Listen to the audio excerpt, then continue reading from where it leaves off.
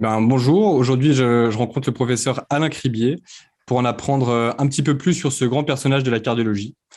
On est sûr que cela nous inspirera tous et on espère que cela pourra susciter peut-être d'autres Alain Cribier dans l'avenir. Professeur Alain Cribier, bonjour. Bonjour, Monsieur Desroches. Très heureux d'être avec vous et j'ai accepté votre invitation avec beaucoup de plaisir. D'ailleurs, je garde de très très bons souvenirs de mes visites à La Réunion. Merci beaucoup et vraiment un immense merci d'avoir accepté cet entretien qui nous honore beaucoup pour le lancement de l'école numérique de cardiologie. Alors, pour qu'un public non cardiologue puisse aussi profiter de l'entretien, on resitue que vous êtes l'inventeur, entre autres, du TAVI, que le TAVI, c'est une idée complètement folle que vous avez eue à Rouen en 1990 et que ça consiste à implanter une prothèse valvulaire dans le cœur sans faire de chirurgie. Alors, tout le monde s'est moqué de l'idée au début, mais en 2002, donc il y a 20 ans maintenant, vous faites la première mondiale qui estomaque le monde entier. Et aujourd'hui, ça a été racheté par les géants américains. Le marché fait plusieurs milliards de dollars et vous êtes accueillis dans les congrès par des standing ovations extraordinaires et ça a sauvé des centaines de milliers de vies. C'est un bon résumé. Il s'est passé beaucoup de choses pour en arriver là, mais c'est un bon résumé de la situation actuelle. On a maintenant plus d'1,5 million patients qui ont été opérés, enfin qui ont été traités par TAVI dans le monde. Donc, c'est assez satisfaisant dans plus de 70 pays. Maintenant, le TAVI est réalisé en routine, vraiment dans les services, mais je ne pense pas que les jeunes cardiologues interventionnels qui pratiquent le TAVI au quotidien soient vraiment conscients de la route qu'il a fallu mener pour en arriver là. Je crois que c'est ça qui fait tout l'intérêt de cet échange, c'est de vous montrer qu'il faut vraiment s'acharner, que c'est très difficile de parvenir à ses fins quand on part avec une idée nouvelle, un peu révolutionnaire et très critiquée par tout le monde. Donc c'est une longue route.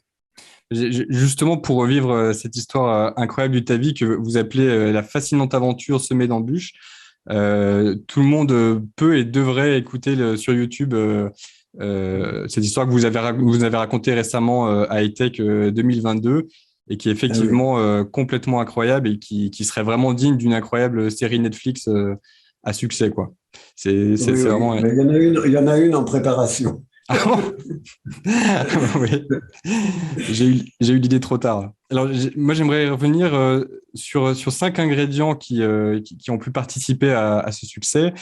Et j'ai noté notamment que vous avez eu un maître. Il y a eu un stage aux USA qui a été déterminant. Un autre ingrédient indispensable, c'est un Alain Cribier. Il y a l'entourage dont vous parlez. Et selon vous aussi, le concept de chance. Alors, le maître, déjà, la question du maître, vous parlez de professeur Létac, que vous admiriez pour de nombreux aspects cliniques, de la recherche, l'innovation. Et est-ce que, en fait, avoir un maître, un mentor comme ça, vous pensez que c'est indispensable pour créer de grandes choses dans un domaine? Oui. Oui, je pense qu'effectivement, il faut avoir des mentors qui vous soutiennent, qui sont eux-mêmes très ouverts à l'esprit d'innovation, de recherche médicale. Bon, en fait, moi, j'ai fait mes études de médecine à Paris à partir des années 60, donc c'est vous dire que ça remonte à un certain temps. Et donc, je suis arrivé à Rouen comme interne. J'ai choisi Rouen, non pas à cause de la présence du professeur Le Tac, mais simplement parce que c'était à 1 heure et demie de Paris et que je m'étais mis dans la tête que je pourrais faire des allers-retours tous les jours.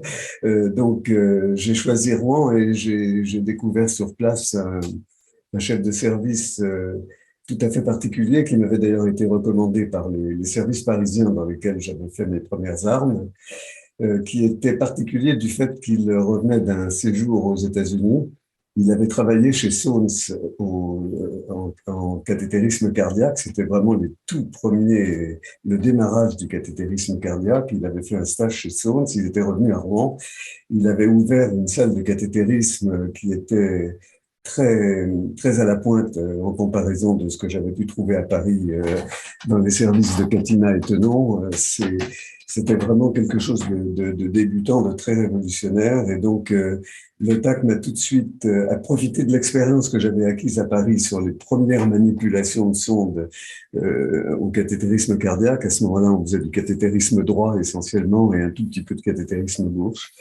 Et donc, il a jeté son dévolu sur moi et il m'a tout de suite mis aux commandes un peu en tant qu'interne.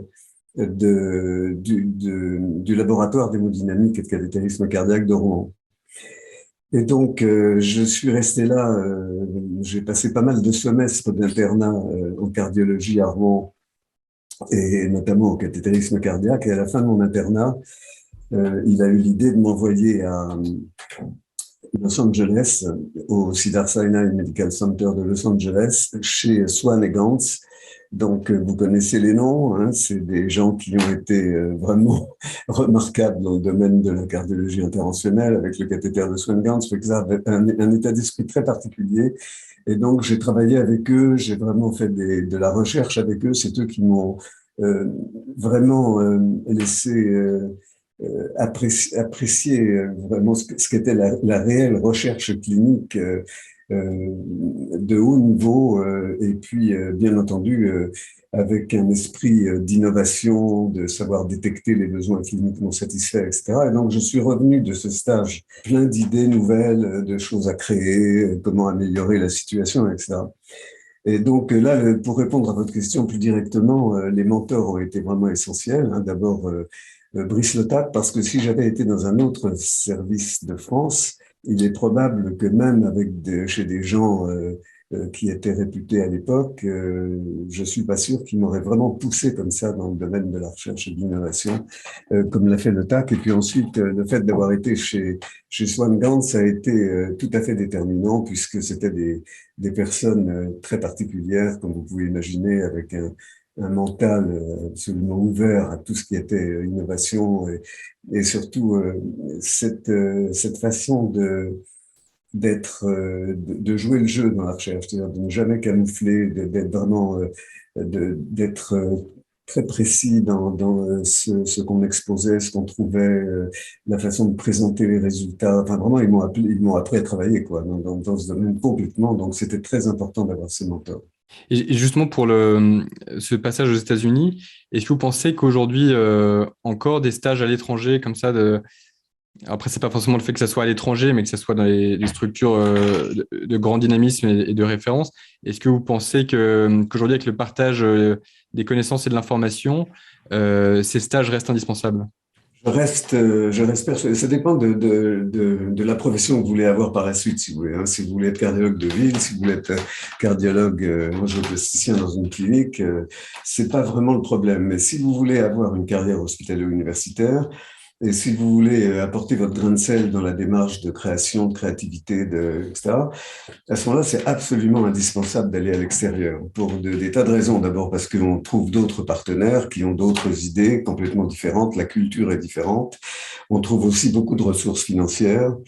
Et puis, il y a un autre avantage important, c'est que si vous allez dans un pays anglo-saxon, vous êtes obligé d'apprendre l'anglais, parler parfaitement anglais, et donc c'est un ingrédient qui est absolument nécessaire par la suite si vous voulez continuer de publier, présenter dans les congrès, si vous voulez vraiment vous confronter à des collègues étrangers, etc. Donc c'est très, très, très important. Je pense que tous les gens que je connais qui sont allés aux États-Unis, par exemple, pour ne parler que des États-Unis, parce que vous pouvez aussi aller au Royaume-Uni, vous pouvez aller en Hollande, vous pouvez aller dans des endroits comme ça, mais tous les gens qui sont partis en stage au moins d'un an, dans un pays étranger, et notamment anglo-saxon, ont eu des carrières qui étaient presque toutes hospitalo-universitaires, ou en tout cas sinon hospitalo-universitaire, hospitalière de très haut niveau, avec la possibilité d'avoir des activités de recherche dans le secteur privé, par exemple.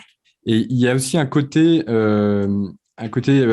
plus intéressant, c'est le côté rebelle, sans lequel le TADI aurait probablement jamais vu le jour et qui peut susciter un peu une question, comment bien distinguer d'une part l'avis de ses pairs qui peut être un éclairage important pour nous montrer des choses qu'on n'a pas vues et nous éviter d'aller dans le mur, et d'autre part, des retours de ses pairs qui sont des simples manques de vision manifestes. Alors, aujourd'hui, en 2022, c'est très facile de le dire que beaucoup ont eu ce manque de vision, mais à l'époque, c'était pas du tout évident. Et qu'est-ce qui vous a donné cette certitude que c'est vous qui avez raison et pas tous ces retours négatifs de vos pairs? Oui, ça, c'est un peu, comme vous le disiez très justement, une question de personnalité, de culture, d'éducation. Moi, je n'ai jamais vraiment eu peur de la difficulté. J'avoue que j'ai eu un autre mentor dans ma vie, en quelque sorte, un exemple en tout cas, que j'ai rencontré à plusieurs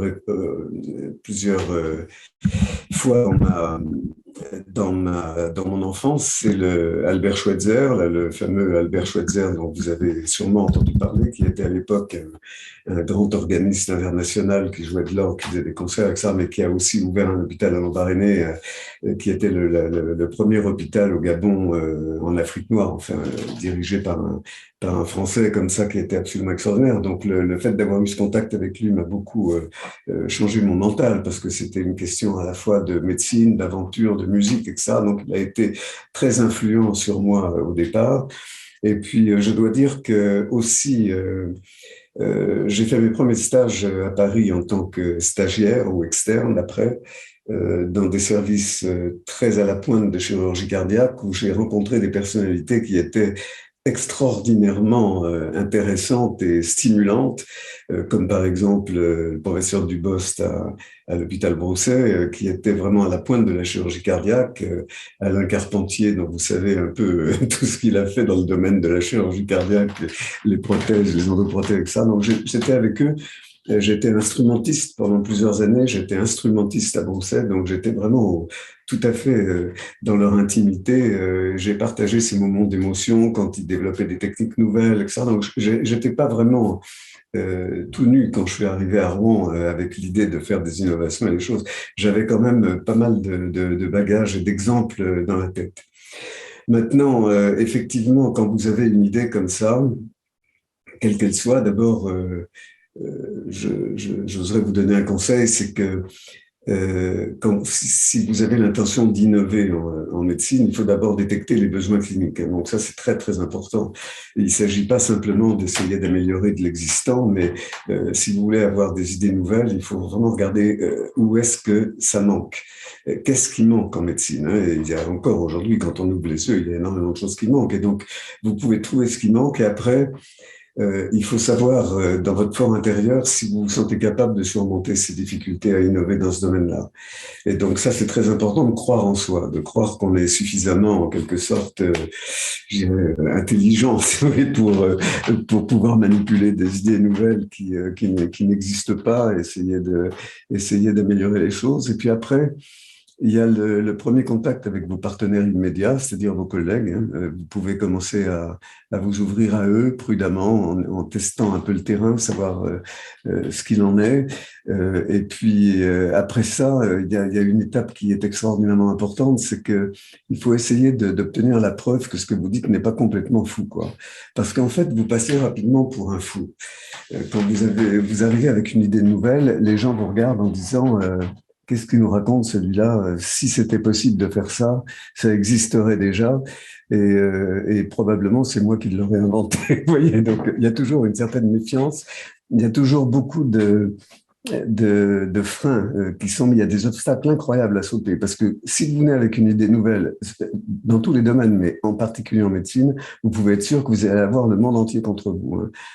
Il joue avec la vie des patients, il se rend pas compte de ce qu'il raconte, il est complètement idiot, complètement fou. J'ai entendu ça objectivement avec les mêmes termes. Et donc, et après, si vous avez entre les mains quelque chose qui montre que ce que vous dites n'est pas complètement idiot, à ce moment-là, il faut vraiment vous convaincre à vous-même que vous avez raison et y penser tout le temps, savoir comment vous allez répliquer aux gens qui essayent de détruire le projet, etc. Et donc, ça devient vraiment une obsession et c'est assez difficile à manipuler, à vrai dire, hein. Il y a vraiment des moments très difficiles à passer.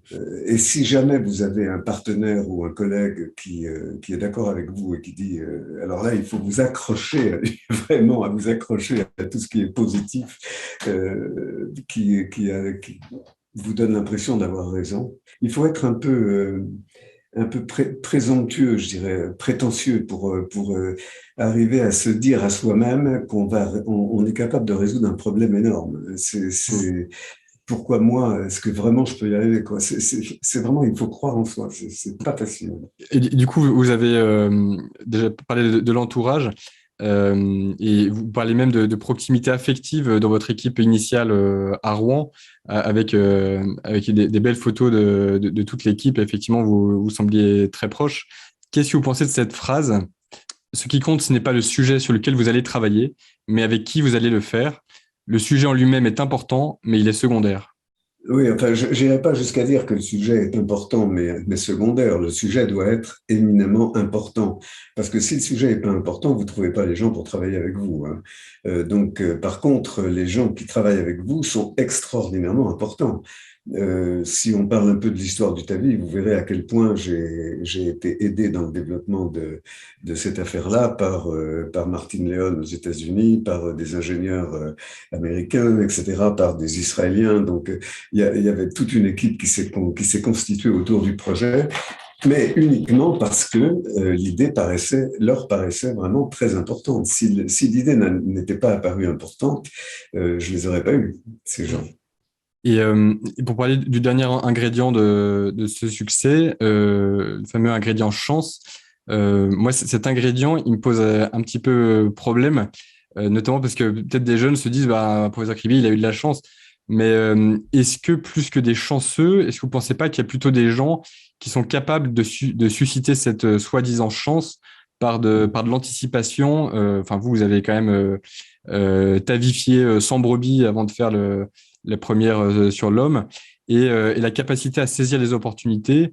Est-ce que en fait, c'est pas comme le bon joueur de poker qui, quel que soit le jeu qu'on lui met dans les mains, il va gagner? Oui, non, c'est pas aussi simple que ça, non, non, non.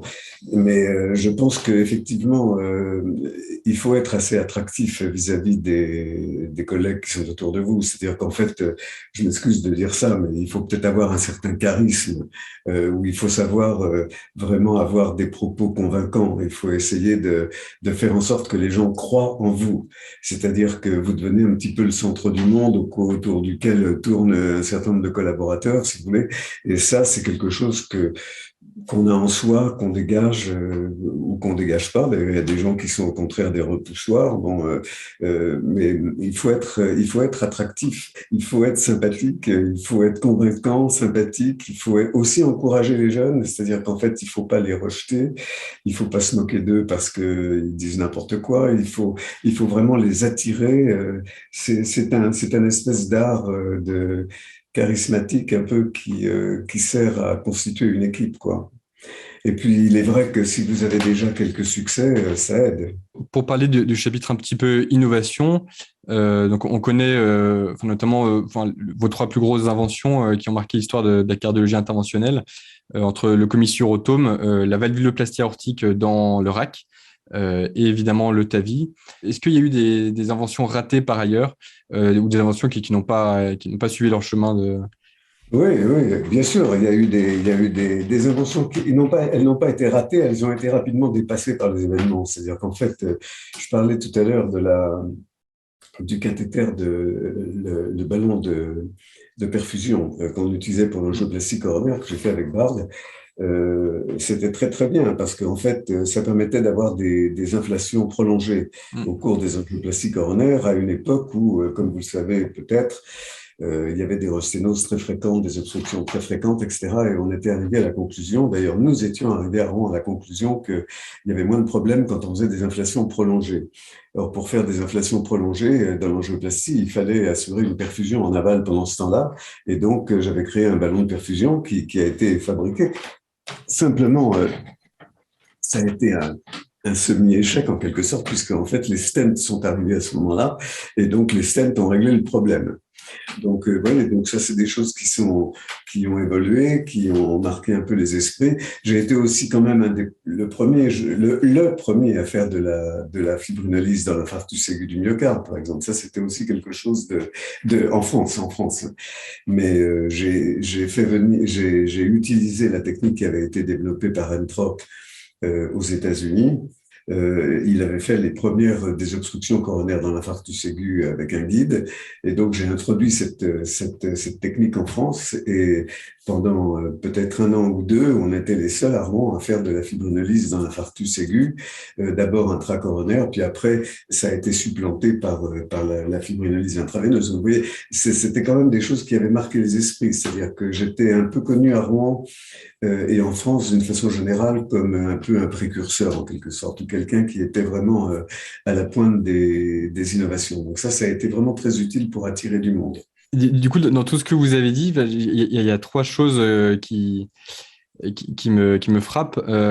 Déjà, c'est le côté finalement, stratégiquement, il vaut peut-être mieux une structure petite, start-up, beaucoup plus réactive et peut-être beaucoup plus investie qu'un mastodonte comme Johnson Johnson où on peut se dire bah, c'est bon, je suis en sécurité, je suis avec un grand monstre. Et finalement, pendant 2 ans, ils n'ont rien fait. L'autre chose, c'est que en fait, vous n'étiez pas juste cardiologue interventionnel, vous étiez start-upper, entrepreneur, financier. Enfin, vous avez appris plusieurs métiers en fait.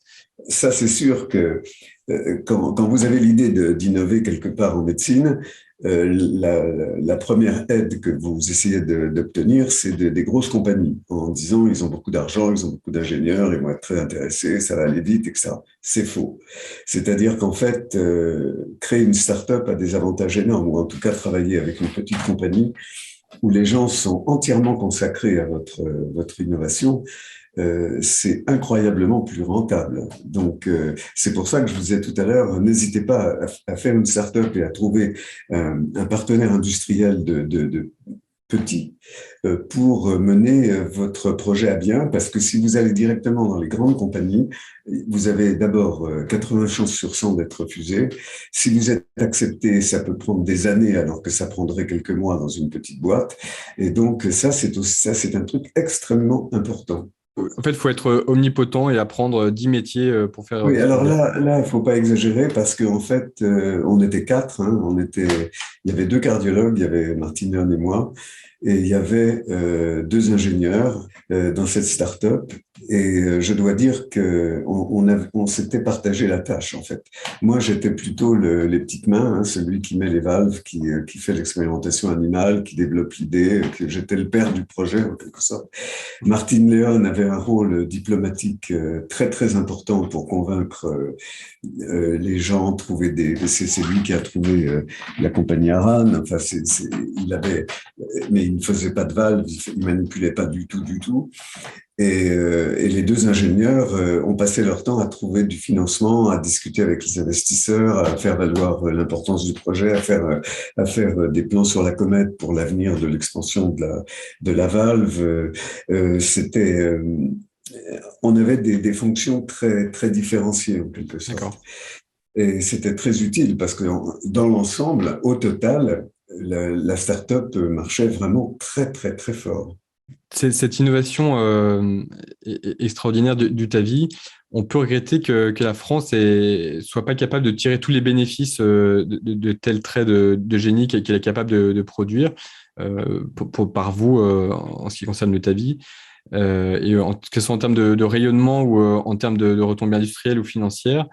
Est-ce que vous aussi également vous le regrettez ou est-ce que en fait, pour vous, c'est normal et on peut pas tout faire et la France peut avoir des idées et puis. Non, je pense que il faut se replacer quand même à ce qui se passait en France à l'époque.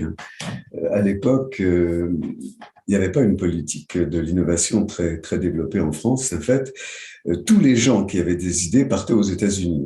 Et d'ailleurs, c'est encore un peu la mode actuellement, c'est-à-dire que vous avez une idée, vous la développez, vous essayez de trouver où la faire fonctionner, où la mettre en pratique, où la développer, et vous allez tout droit aux États-Unis. Si vous cherchez à développer une start-up, par exemple, le mieux, c'est encore aujourd'hui d'aller en Israël, par exemple, où ils ont vraiment une politique de la start-up qui est poussée à un degré extrême.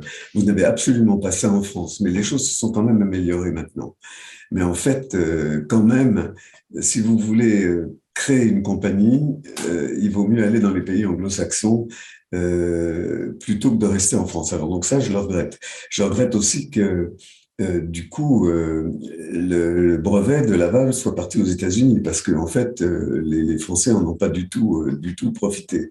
Maintenant, les Français ont quand même très rapidement conçu à quel point cette innovation était importante, puisque on a été 3 ou 4 équipes en France à faire en sorte que la technique soit finalement acceptée et remboursée par la sécurité sociale. Et après, en France, il y a eu des études multicentriques très importantes. Et les Français sont restés quand même sur le devant de la scène Mm. avec cette innovation.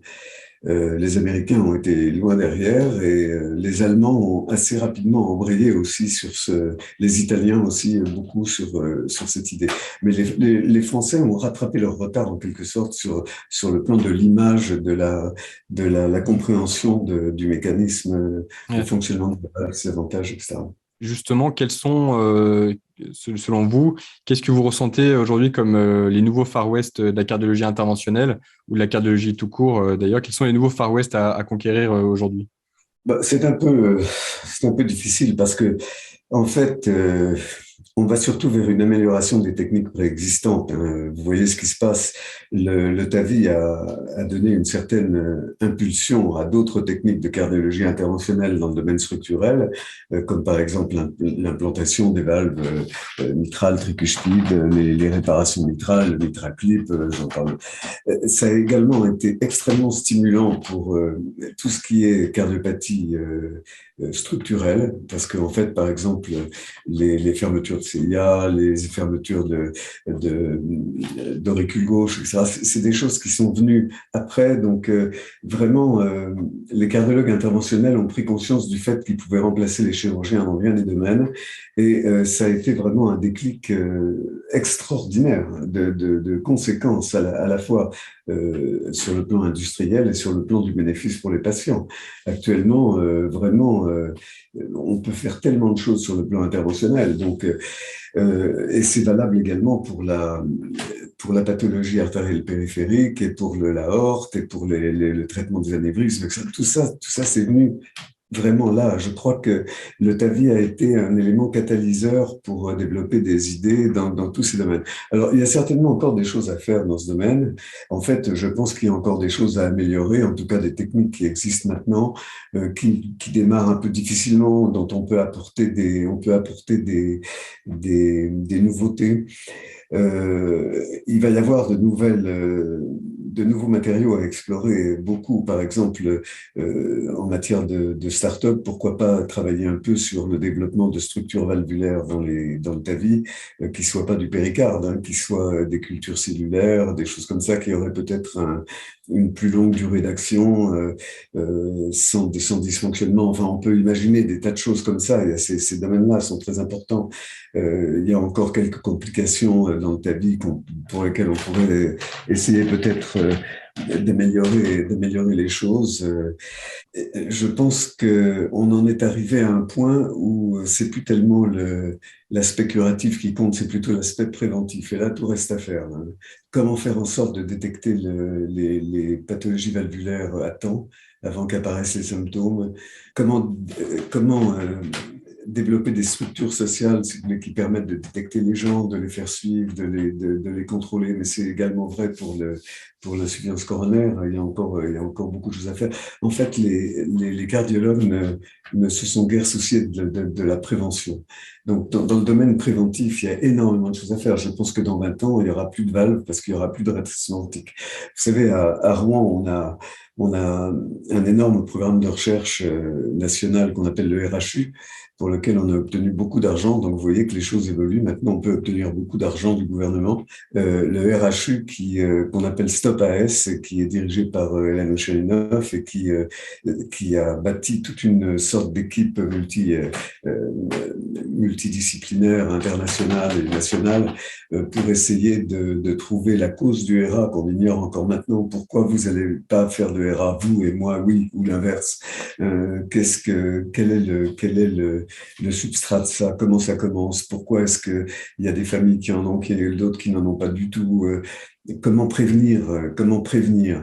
Et donc ça nécessite des études au niveau cellulaire et au niveau biologique qui sont extrêmement intéressantes, qui sont en cours, hein. Sans parler des traitements à changer, à moduler pour essayer de diminuer le dysfonctionnement éventuellement des prothèses valvulaires. Puis en cardiologie, il y a déjà des progrès qui sont faits, mais regardez dans le domaine de l'HTA, de l'insuffisance coronaire, enfin tout ce qui reste à faire pour essayer de diminuer la mortalité encore plus qu'elle ne l'est actuellement. Et voilà, donc il y a d'autres domaines de la cardiologie qui peut être amélioré. Ouais, intéressant la prévention comme le nouveau Far West, le retour finalement aux Oui. causes. J'aurais tendance à dire ça, oui, ça c'est le nouveau Far West, vraiment. Est-ce que vous êtes déjà dit, si j'avais pas fait médecine, vu mon profil, je me serais bien vu dans tel autre domaine, j'aurais pu faire ça. Oui, tout à fait. En fait, j'ai vraiment failli ne pas faire médecine. Enfin, j'aurais pu faire de la musique puisque je jouais du piano à un très bon niveau. D'ailleurs, je continue, je joue toujours du piano. Donc, la musique aurait été certainement une autre orientation, quel que soit le style de musique ou le métier lui-même.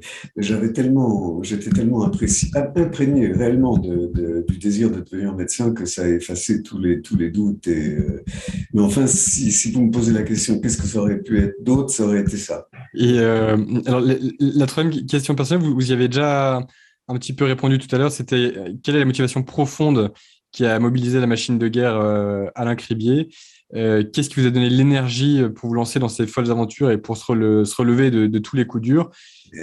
J'avais quand même, au moment du TAVI, j'avais quand même l'expérience des dilatations aortiques qui avait été quand même très utile, hein, parce que je m'étais confronté à la population, aux critiques, etc. Donc j'avais déjà un certain bagage.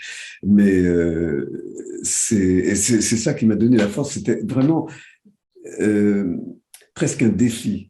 Vous voyez, parce qu'en fait, les dilatations aortiques, vous n'avez pas connu ça, mais ça a été presque pareil que la valve. C'est-à-dire qu'en fait, l'engouement a été mondial. Et le découragement ou la déception a été à l'égal de cet engouement, parce qu'en fait, on s'est rendu compte finalement qu'on ne pouvait pas le faire à tout le monde, que ça durait pas longtemps, etc. Et donc, quand on est passé par ça, quand on s'est fait insulter pendant des années par les chirurgiens cardiaques, on est prêt à tout. Et donc, on prend une certaine force de caractère et peut-être on s'ouvre la possibilité de recommencer l'histoire avec quelque chose de nouveau en se disant que cette fois, ça peut éventuellement réussir. Une dernière question pour finir, mais en fait, peut-être, enfin, celle qui nous habite le plus au quotidien, la majorité d'entre nous, c'est la question de l'équilibre vie familiale, vie personnelle et en même temps avoir une vie professionnelle complètement captivante. Est-ce que vous avez des conseils à nous donner? Est-ce que vous avez, vous, trouvé des techniques, des principes que vous pourriez nous partager? Ou au contraire, est-ce que vous avez des erreurs ou des regrets de choses que vous ne referiez pas? Non, je pense que enfin, c'est quelque chose de très personnel, c'est-à-dire qu'en fait, ça dépend dans quel entourage familial vous êtes et quelles sont les relations que vous avez avec vos proches. Mais en gros, moi, j'ai eu la chance, encore une fois, c'est encore une fois une chance d'avoir un support familial très permanent. C'est-à-dire que je crois qu'il faut vraiment faire partager à ses proches l'ensemble des aléas par lesquels vous passez pour développer ce genre de technologie, votre innovation, savoir discuter avec eux, prendre leurs conseils en compte, savoir aussi respecter leurs inquiétudes quand ils vous disent que vous en faites trop, que vous voyagez trop, que vous êtes crevé, que vous avez une sale tête, etc. Il faut savoir les écouter, il faut savoir prendre sur soi, il faut savoir profiter de tous les instants que vous offrent les intervalles de temps que vous pouvez consacrer à la vie familiale, il faut vous y consacrer pleinement. C'est-à-dire qu'il faut savoir un peu gommer vos soucis professionnels, le temps de vacances, le temps de week-end prolongé, etc., de façon à pouvoir conserver une vie de famille. Mais c'est un alliage qui peut être parfois difficile. C'est assez difficile parce qu'en fait, vous devenez un peu, même vis-à-vis de vos enfants, par exemple, quand mes enfants étaient petits, il y a des journalistes qui venaient à la maison, qui disaient aux enfants, vous savez que votre père est une célébrité, des trucs comme ça. Ça peut avoir des conséquences conséquences redoutables, hein, redoutables. Et donc, il faut savoir atténuer les choses, faire un peu comme si tout ce que vous faites sur le plan professionnel était strictement normal. Donc, à la fois, savoir couper des temps où il y a plus de professionnels dans ces moments, et puis, mais d'un autre côté, savoir aussi mettre un peu en co-acteur de l'aventure vos proches. Oui, vous voyez, par exemple, si vous partez en vacances à l'étranger avec votre famille, n'en profitez pas pour vous arrêter à 3 ou 4 endroits pour faire des conférences ou faire des interventions, hein. Ça, je l'ai fait, c'était une erreur dramatique, c'était tout à fait au début, et donc il faut surtout pas faire ça. Il faut vraiment avoir une partie, conserver une partie vraiment familiale et une partie purement professionnelle, mais pas essayer de mélanger les deux. Ben, un immense merci, professeur Crivier, pour cet entretien passionnant.